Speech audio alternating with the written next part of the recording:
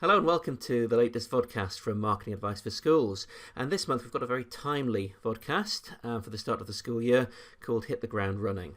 Now, schools are very different to other workplaces. I think in other jobs, if you've worked in other places, you'll find that things keep going over the summer, give or take a few people who might be on holiday and perhaps finishing a bit earlier to watch the Olympics or the football. But schools suddenly change. One day everything stops, and for 6-8 weeks, in some cases they're really quiet with only the odd member of staff coming in and checking things out. And then term starts again, and they're noisy, busy places with hundreds of staff and students.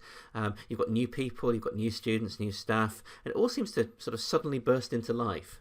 So as a school marketer, this is something you really need to consider. The start of the year is a really busy time. Everyone has 1,000,001 things to do, but you've got key tasks. You've got to start on next year's plan, and that whether you've been in over the summer or whether you haven't, you need to hit the ground running. You need to make an impact quickly. So what we're going to look at here is just 7 tips. See if you're doing them. If you're doing them already, that's brilliant. If you're not, some ideas maybe in the next couple of weeks to make sure you make a really strong impression on everyone this year. Number 1, really important to check what's changed in the world over the summer if you've been away. It might be tempting to think that just because schools are closed that there's no new policies and things don't change. But actually, we've had a new government in England recently. In other parts of the world, you may have significant changes as well. So make sure you're changing, aware of new policies, new government policies. Are there any new schools, free schools, or changes to other schools that may be competing with you in the local area? Internally, have your school aims changed? Have you got new governors? Have you got, if you're part of a multi-academy trust, have they changed what they're aiming on? Just make sure you're aware of everything.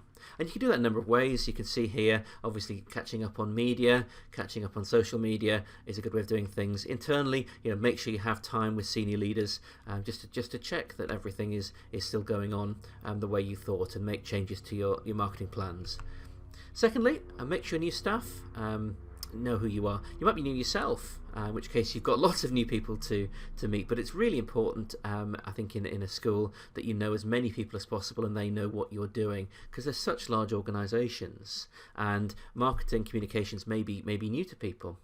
So if you can, one of the best things that I'd say to do is make sure you have part of the intentional training sessions, the inset days as we call them in England, on for the school. Make sure you have a chance to chat to all staff about who you are and what you're doing this year in the school. Make sure you're part of the induction program for new staff, so they spend a bit of time with you, and also you can find out a bit about them. And if there's new members of your senior management team or new governors, make sure you have a chance to talk to them one-to-one about what you're doing. So basically say hello to everybody. Thirdly, as well as new staff, you've a load of new parents this year, and you want to be able to draw on their stories, on their children's stories, how they feel about you. The first few days of school provide a number of opportunities for that. I always think the first day of school, is a really good opportunity. Parents bring their children in, and the children are whisked away by members of staff. Staff are really obviously focused on the students, and parents sometimes end up just hanging around. So, why not open up part of your school and offer them a cup of coffee, a chance to chat to each other, perhaps ask them at that point how they'd like to hear from the school. Make sure you've publicised your social media, create groups, talk about things you do for parents outside of school, and perhaps even give them an updated newsletter or a brochure, information about how well your school's done in the summer with exams and so on. Make them your advocates from day one, so they know who you are and they know the school is interested in marketing and selling stories. Number 4, we just mentioned exam results, but perhaps outside of exam results, and if you're primary school, you may not have many exam results. You need to find stories to start off your communications campaign before the school gets up and running, and you can talk about all the sports fixtures and all the academic things that your school does, which are fantastic. So make sure you get out and talk to staff and students about what they did over the summer. It could be work experience for older students, some exciting trips that people have been on, People may have entered competitions. People may have done some really interesting project work over the summer. There's often people come back in and show some work they've been doing. So find these stories, and that's a real proof of how connected you are within the school if you can find them. But they may fill up your first newsletter, your first website pages, and make it look like your school is a really dynamic school. Because now is about the time, say, that parents perhaps will come back and start thinking about schools for 1, 2, 3 years in the future. Number 5, fire up your social media channels. Use your news stories, welcomes, practical information to get social media back up and running. You might not well have done much on Facebook or Twitter or Instagram over the summer.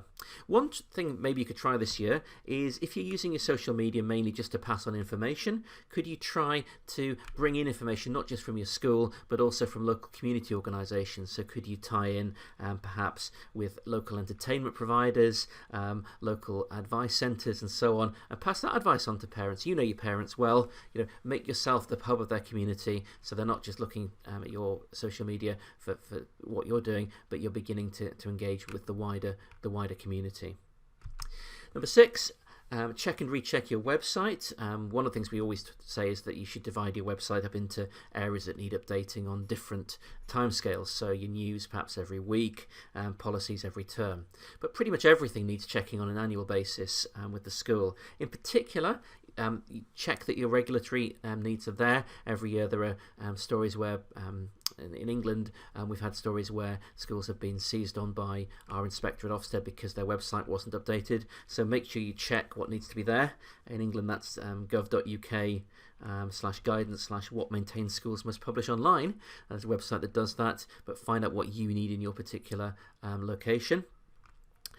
One thing I definitely recommend is, if you've got a staff list, if you publish a list of staff, make sure that's up to date, because you don't want new members of staff not being there. And also make sure that you've checked qualifications, because some members of staff may well have gone off and improved their qualifications over the holidays and have new entries and so on. And finally, September, things might not have been happening, things might not have been very busy for a while. This is the time of year where people are going to be starting to inquire, whether it's through social media, through email, through telephone calls, through visits. Make sure you get out and just test whether or not these systems are working, and that things aren't being put into black holes or phones aren't being diverted to voicemail, because that's something that might be a real problem. And equally, if you've got new members of staff, make sure they're aware of what to do if people are interested in finding out more information about your school from wherever. So good luck this half term, this term, and for the rest of the year. And please keep in touch with Marketing Advice for Schools. One thing we're really keen on, obviously, at all times is getting news from schools about how well your marketing's doing, and our gallery is always interested in updates. So please keep sending us stuff and sign up for our newsletter at marketingadviceforschools.com. Thank you very much for listening.